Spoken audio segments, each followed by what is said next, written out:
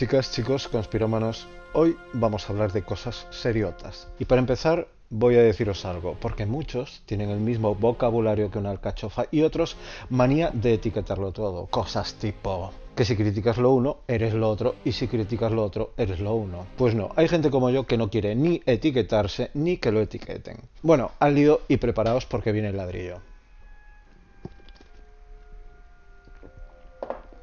Oh. Este vídeo está basado en las conclusiones de la trilogía Los enemigos del comercio del filósofo, jurista y sociólogo Antonio Escotado. Para mí es una de las mentes más brillantes de nuestro tiempo. Estas conclusiones forman parte de un trabajo de investigación monumental de 16 años sobre la historia del comercio, desde sus inicios hasta la llegada del comunismo. Ese es el primer tomo, así que el que quiera saber más después de este vídeo ya sabe lo que tiene que hacer. Como veréis, este libro, como es un libro serio y se tratan cosas muy serias, veréis que a pie de página tiene anotaciones. Todas estas anotaciones son referencias bibliográficas. Hay que mostrar las fuentes, queridos, cada vez que queréis demostrar algo. Y si os fijáis, cada página a las que nos remitimos contiene notas. Así cada libro. Así los 3 tomos. 5, 6, 10, 2, 3. Aquí lo tenéis todo. Así que esta es mi fuente.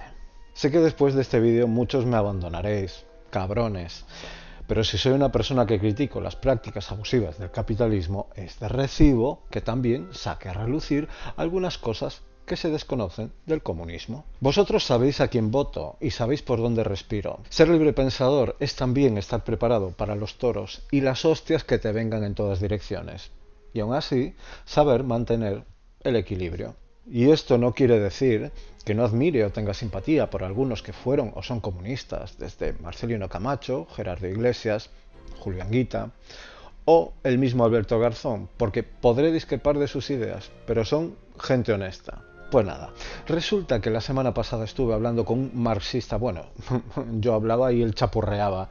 Me dijo el tío este que en su mesa de noche tenía El Capital de Karl Marx. Los 4 tomos. Empiezo a pensar que este tratado es un mito.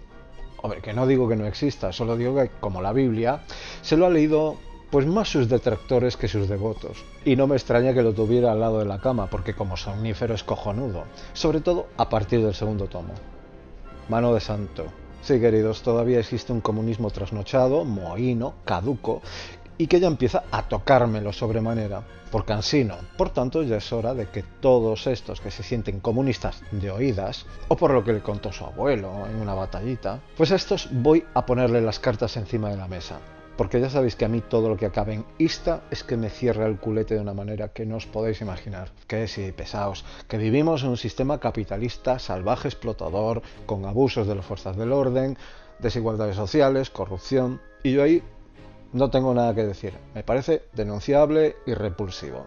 Pero lo que no me vale es que para salvar a las clases bajas sirva como ejemplo las paranoias de Marx, Lenin, Stalin y Mao.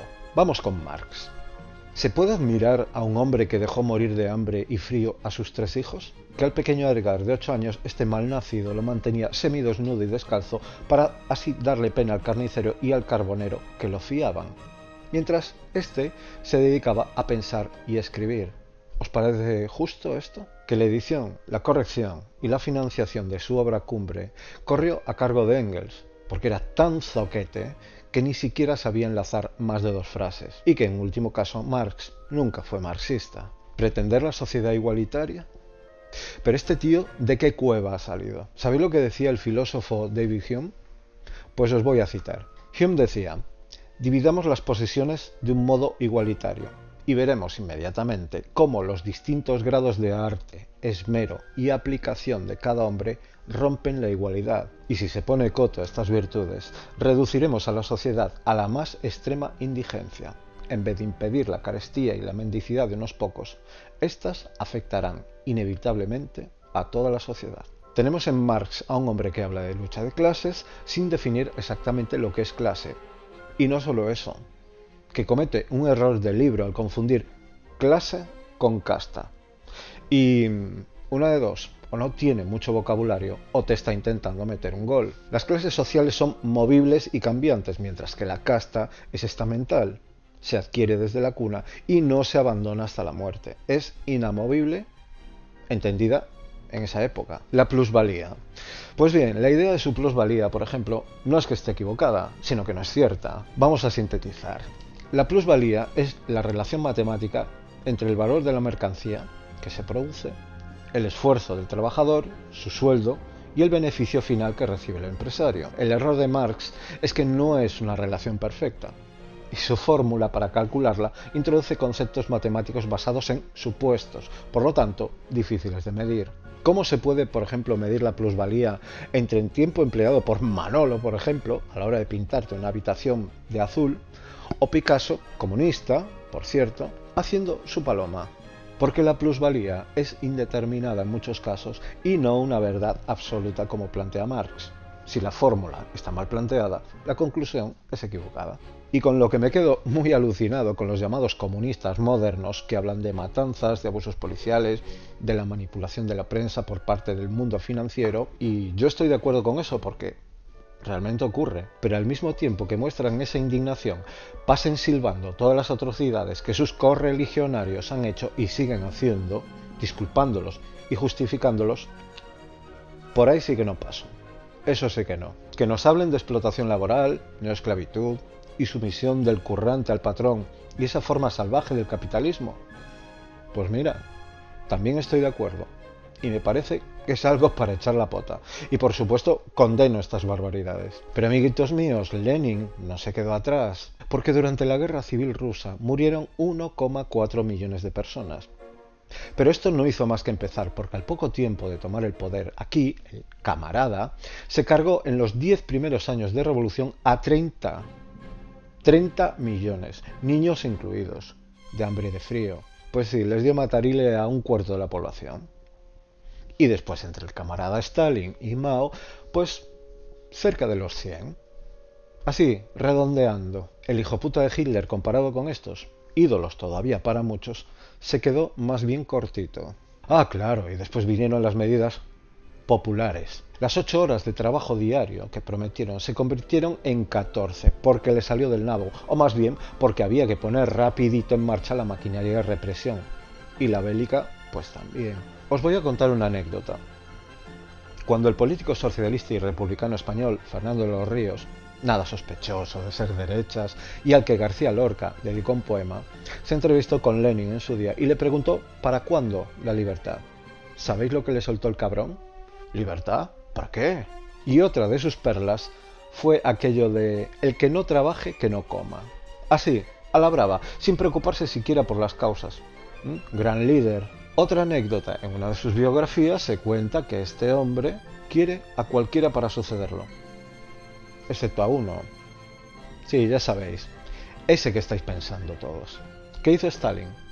Stalin significa acero en ruso, ¿no? Os pongo en materia. ¿Qué pasó con la colectivización de la tierra? Los campesinos y las hambrunas de Ucrania. ¿Qué pasó con eso de mover masas de gente de unos territorios a otros para reducir la capacidad de disidencia? ¿Qué pasó con los enemigos del pueblo? Los intelectuales, los científicos, los artistas masacrados por pensar diferente. ¿Qué ocurrió en la isla de Nacino? Treblinka era un parque de atracciones, como todos los campos de exterminio llamados gulags, porque no solo se persigue a opositores, sino a aquellos que en su día les ayudaron con la revolución. León Trotsky acabó con un piolet clavado en su cabeza, y Nikita Khrushchev en Siberia. Este fue un héroe combatiente de la batalla de Stalingrado. No estamos hablando de cualquier persona disidente. Así que todo atisbo de apertura fue severamente castigado. Queridos comunistas, supongo que tampoco seréis tan cínicos como para entonarlo de el fin justifica los medios, porque los medios tienen que ser, en todo caso, proporcionales con el fin que se persigue. Hasta Bakunin criticó el comunismo. Este teórico del pensamiento anarquista, por lo tanto nada sospechoso de capitalista, dijo en su día: dadles a estos revolucionarios un año en el gobierno y serán peores que los zares. Ah, sí, y también voy a refrescar la memoria a muchos que van de proletarios. Ningún dirigente del Partido Comunista de la URSS, es decir, las altas esferas, trabajó en su puta vida, no dio un palo al agua. Eran niños de papá, de clase acomodada. Lenin, por ejemplo, vivió durante 30 años del patrimonio y los sablazos que le pegaba a su madre. Los libertadores del pueblo se convirtieron en profesionales que vivieron de la revolución. ¿A que todo esto nunca os lo habían enseñado en la escuela? ¿A que no? Solo la cara amable, solo la buena prensa, la parte romántica y la fascinación que para muchos escritores, intelectuales y periodistas sigue despertando hoy en día este sinsentido. Curiosamente, de todos estos, muy poquitos vivieron allí. Claro, claro, denunciáis las condiciones de trabajo del capitalismo salvaje.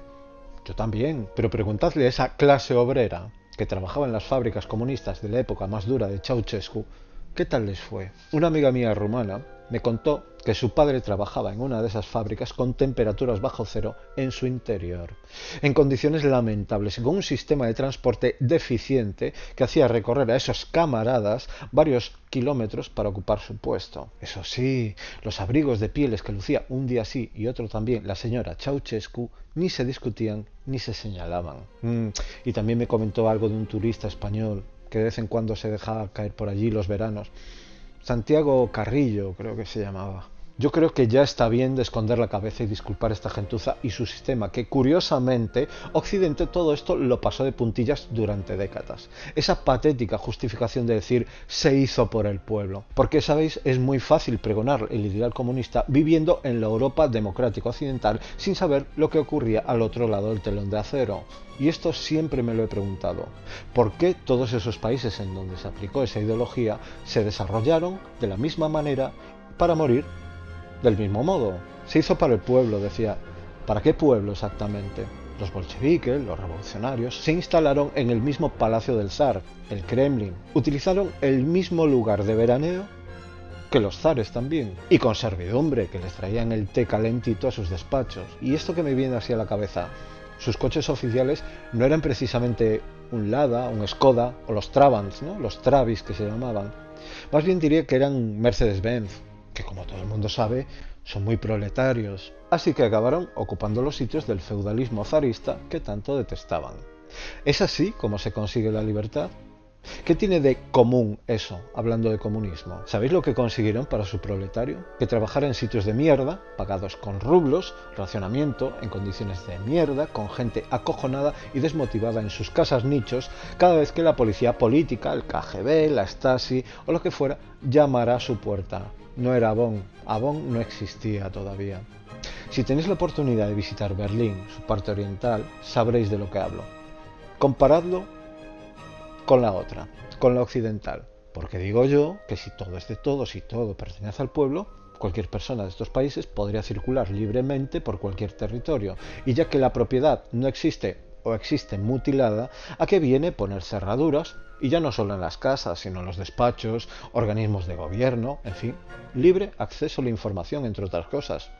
¿O no? ¿Por qué abandonaron ese proyecto comunista científicos, pensadores, filósofos y artistas como Nureyev, el mejor bailarín de todos los tiempos, o Baryshnikov? Pues eso, y aún sabiendo que dentro de su país estos genios de la danza se les mimaba y se les otorgaba privilegios muy por encima del proletariado. ¿Y por qué construyeron un muro? ¿Para que el capitalismo no entrara? ¿O para que la gente no se le escapara? Y al que lo intentaba, ahí estaba el tiro de gracia. Qué buena forma de defender la libertad. Ama al líder y no lo cuestiones. No pienses, no protestes, que el Estado ya piensa por ti. Este es el mismo método de cualquier totalitarismo o religión. Adoctrinamiento en la casa, en el trabajo y en la escuela. Son dueños de cuerpos y mentes. Valiente pandilla de miserables con ese sistema de votación por aclamación, con ese sistema asambleario, ya sabéis que soviet en ruso significa asamblea, en el que el Politburo tenía la mayor capacidad de decisión que cualquier profesional de cualquier sector industrial, en donde se llegaron a dar casos como el que el voto de una señora de limpieza valía igual que lo que dijera un científico cuando se hablaba de fisión nuclear. Es un ejemplo un poco exagerado y drástico, pero quiero que os hagáis una idea de cómo funcionaba este tipo de asambleas. Vamos a ver si nos enteramos ya de una vez y os enteréis también, rojitos de pastelito. El comunismo, como teoría, puede que sirva en ciertos casos, o en comunidades pequeñas autogestionadas como cooperativas, o lo que pudo significar en su día la Comuna de París. Pero aplicar esto a un Estado, aquí ya estamos hablando de ficción. La misma que puede haber en Un Mundo Feliz o en la misma Utopía de Tomás Moro. Y es por lo hablado antes. Cada individuo tiene sus propias inquietudes, sueños y planes, como decía David Hume. Y si todavía defendierais un comunismo coherente, tendría un pase. Pero muchos aquí siguen aplaudiendo las barbaridades de Stalin y Mao Zedong. El comunismo se basa en la idea de seguridad, no en la idea de libertad. Porque quien busca libertad no construye muros para que la gente no se les pire. El comunismo se basa en la voluntad más que la inteligencia. La voluntad es el deseo de querer algo. Pero sin ese ente regulador que es la inteligencia, que será el que te hará conseguir las metas que deseas, no sirve de nada. Tú puedes pasarte la vida entera soñando y anhelando cosas. Y así hasta que te mueras. Y ahora resulta que hay un montón de páginas de Facebook, ya sabéis, engranaje del sistema capitalista. Surgen algunas muy bolches, tales como Actuar y cambiar el sistema, de corte stalinista, y que pretenden vender democracia y libertad. Oh, ¿democracia y libertad? ¿No me suena esto al nuevo partido de Artur Mas? ¿Qué democracia? Cualquier marxista-leninista consecuente con sus ideas se declararía antidemocrático, porque no es compatible con la dictadura del proletariado, porque aunque sea proletaria, no deja de ser dictadura. Así que un poquito de coherencia no os va a venir mal. Porque esta gente no será tan hipócrita como los católicos para decir aquello de, hombre, es que no hay que interpretarlo de forma literal. Cuando Lenin dice aquello de, otra vez, el que no trabaje no coma. Pues para mí lo deja muy claro. ¿En dónde está la diferencia con el fanatismo religioso? En donde había una cruz, una hoz y un martillo. En donde había una estatua de un santo, alegorías a la patria. En donde habría cuadros de Cristo, ahora retratos de la Santísima Trinidad comunista, Marx, Lenin, Stalin. ¿Cuál es la diferencia? Sustitución de iconografía. Cambio del fanatismo religioso por fanatismo político. Mesianismo, megalomanía, sectarismo. Yo tengo que admitir una cosa. El liberalismo, ojo, hablo del liberalismo, no del conservadurismo ni el corporativismo, tiene fallos, y gordos, y cuando se desmelena comete abusos enormes, pero que la alternativa sea un Estado totalitario y represivo, por ahí no paso, porque yo no me muevo por utopías irrealizables, me muevo por hechos y resultados, como decía el filósofo Hegel.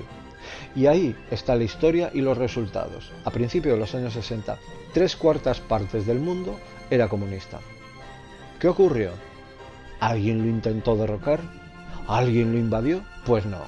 Cayó por su propio peso, por errores garrafales, por economías endogámicas sin competencia. Fijaos un poco en este detalle. Si yo os digo economato, ¿qué es lo primero que se os viene a la cabeza? ¿Desabastecimiento quizás? Claro, es que no tienen con quién competir. El tipo de economía no puede aguantar mucho porque acaba fagocitándose, se traga a ella misma. Por esa idea absurda del igualitarismo. Somos semejantes, no iguales. Y estos no son capaces todavía hoy en día de entender que esas ideas fracasaron de forma estrepitosa allí donde se pusieron en práctica. Tampoco son capaces de discernir que las constituciones que otorgaban derechos a las personas fueron creadas por liberales. Así como las declaraciones de independencia, en este caso en los Estados Unidos, la Revolución Francesa industrial, la abolición de la esclavitud, la Carta de Naciones Unidas y los derechos humanos. Que las universidades, la educación pública, la sanidad, las pensiones salieron del ideal liberal, de la burguesía. ¿Y por qué? Porque era la que tenía dinero para poner en marcha todos estos proyectos, apoyada, claro, evidentemente y posteriormente, por los sectores de esa izquierda que empezaban a hacer. Que los países más prósperos del mundo se basan en teorías liberales progresistas puestas en práctica. Y efectivamente, el movimiento obrero fue muy importante como freno a esos abusos de los conservadores y el corporativismo. ¿Vosotros pensáis realmente que la clase obrera puede vivir sin empresarios? Pues yo digo que no. Yo digo que se necesitan a los dos. Y no estoy hablando de multinacionales, estoy hablando de pymes, estoy hablando de pequeños empresarios, de negocios locales, de gente emprendedora, por ejemplo.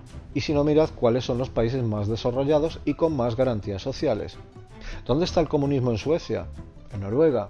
en Finlandia, en Dinamarca. No existe. Y con lo que te pasmas también es la crítica que hacen todos estos sobre la libertad de prensa, en su opinión, secuestrada. Y yo en parte no les voy a quitar razón, pero tengo que decir que a día de hoy a nadie se le pone una pistola en la sien cuando lee diferentes diarios de diferentes ecologías, siendo de izquierda, de derecha, de centro o para adentro. Y hablando de todo esto, ¿cuál era la libertad de prensa en la URSS? ¿Cuál era la libertad de prensa en China? ¿Y la de Corea del Norte? ¿Cuál es? ¿Es donde estaba el sentido crítico del periodismo? Yo creo que esto sí es secuestro de información. Creo que sí es censura y no la pusieras en duda porque te ibas a Siberia como Khrushchev a pasar frío. El comunismo siempre fue, como dice Antonio Escotado, un enemigo del comercio. Ese que nació de la sublevación de personas que no se quisieron someter a su dueño porque se sentían libres. De ahí viene la palabra liberal, de hombre libre. Que un día cogieron sus carros y sus productos y recorrieron toda Europa y todo el mundo conocido. Y que allí, en donde hacían sus paradas, comenzaron a surgir ciudades con gremios que con el tiempo prosperaron. Acabaron así con siglos y siglos de doctrinas represoras. Porque primero se intercambiaron mercancías, pero lo que fueron mercancías se transformaron en ideas. Y os prometo que a estos señores no se les pasó nunca por la cabeza compartir su beneficio obtenido por el mérito del duro trabajo para que venga un gilipollas y le diga que una oveja tiene que ir para el que no tiene oficio ni beneficio o para el camarada del partido. Porque el comunismo fue tan déspota y tan hipócrita que cuando el barco se hundió, sus hijos, camaradas de partido, esos que tanto defendían al pueblo, no fueron más que piratas y especuladores que se repartieron el botín y que vendieron al país al amigo capitalista corporativo por un puñado de dólares o rublos, da igual. Y hoy Rusia sigue gobernada por un comunista como Putin, es director del KGB y los magnates del petróleo y la energía siguen siendo los vástagos de aquellos dirigentes del PQS. Por cierto, a Putin los gays no le gustan nada, así que fijaos vosotros qué pedazo de libertador del mundo hay aquí. Manifestarte gay en Rusia supone multa y muchas veces cárcel. Y por cierto, esta propuesta de multar a los gays por el simple hecho de llamarse gays viene del Partido Comunista.